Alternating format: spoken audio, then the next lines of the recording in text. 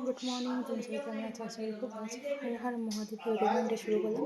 আজকে সোমবার, আমার ব্রত, তাই আজকে আমরা বাড়িতে স্পেশাল জিনিস বানাবো, সেটা হচ্ছে গাজরের হালুয়া।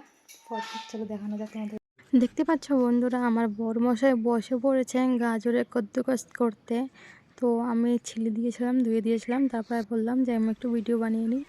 এখানে দেখো গাজরটাকে আমি ঘি দিয়ে গরম করে নিয়েছি ভালো করে মানে ঘি পরিমাণ মতো দিয়ে ঘি ভালো করে গাজর যে কাঁচা কাঁচা গন্ধটার সাথে সাথে চলে যায়, সেই কারণে আমি ঘি দিয়ে ভালো করে সেঁকে নিচ্ছি।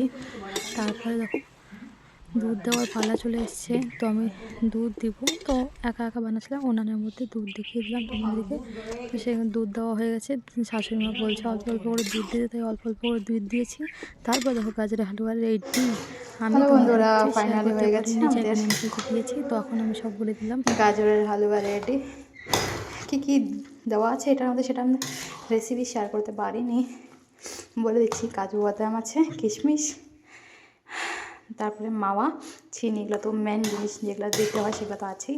তারপরে যেভাবে বানাতে হয় সেটা আমি কোনো শেয়ার করতে পারিনি, বা শেয়ার করবো কোনো সময়, কোনো দিন, বা আরও বানাতে যখন বানাবো তখন।